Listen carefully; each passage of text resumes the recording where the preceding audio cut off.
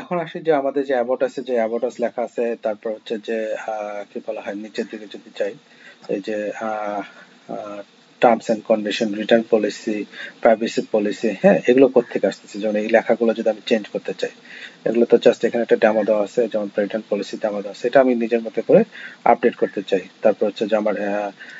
যে অ্যাবাউট আছে, যে অ্যাবাউট আস লেখাটা আছে, আমি নিজের মতো করে চেঞ্জ করতে পারি। তাহলে আসলে আমরা কি করতে পারি, আমরা এখান থেকে অ্যাডমিন প্যানেলে চলে আসলাম, পেজ লিস্ট।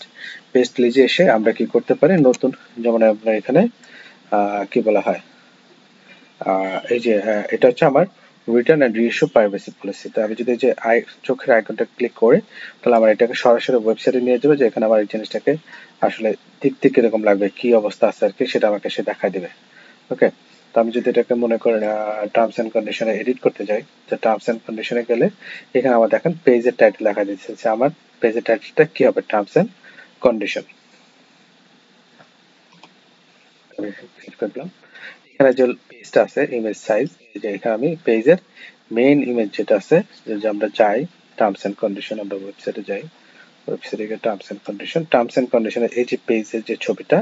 এই ছবিটা আমি এখানে কি করতে পারবো, ইচ্ছা করলে নিজের মতো করে চেঞ্জ করে নিতে পারবো। আবার এখানে যে ডিটেলসটা লিখে দিব, এখান থেকে যদি আমি কোনো লেখাকে হাইলাইট করতে চাই, বা কোনো লেখাকে যদি আমি মুছে ফেলতে চাই, হুম, এরকম যদি আমি চাই সিলেকশন,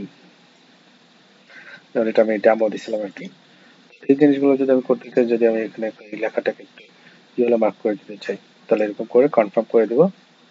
কনফার্ম করে দিলে টার্মস এন্ড কন্ডিশনে যায়, তো দেখেন এই যে আমার এই যে কন্ডিশন বানানটা ভুল ছিল, এবং এখানে এই যে ইয়েলো কালার এটা চলে আসলো। এইভাবে কি করতে পারবো, আমি আমার প্রাইভেসি পলিসিকে নিজের মতো করে আপডেট করতে পারবো। ওকে, অ্যাবাউটাসটাকে আমরা যদি চাই, অ্যাবাউটাসটা চেঞ্জ করতে চাইলে অ্যাবাউটাসটাও চেঞ্জ করতে পারবো, অ্যাবাউটাসের জন্য যে ডিটেলস লিখে দিব, তারপরে এখানে আমার ইয়াটা দিয়ে দেবো, কি বলা হয়, এই ইমেজটা দিয়ে দেবো। আবার দেখেন আমাদের যে অ্যাবাউটাস আছে, অ্যাবাউটাসের এখানে একটা ভিডিও আছে, আমি ঠিক ওই যে আগে দেখলাম যে ইউটিউবে ভিডিওতে গিয়ে ভিডিও যে শেয়ারটা আর কি, যেখান থেকে যেখানে দেওয়া আছে আমার যে ভিডিওটা দরকার, সেই ভিডিও শেয়ারে ক্লিক করে এখান থেকে ইউআরএলটা কপি করব, কপি করে এনে এটা পেস্ট করে দিলেই আমার ওই ভিডিওটা এখানে চলে আসবে আর কি। তারপরে যে পাশে লেখাগুলো, আমি এই লেখাটা দেখেন কোথেকে আসছে, এটা যদি আপনি একটু খেয়াল করেন, নিচের দিকে যান,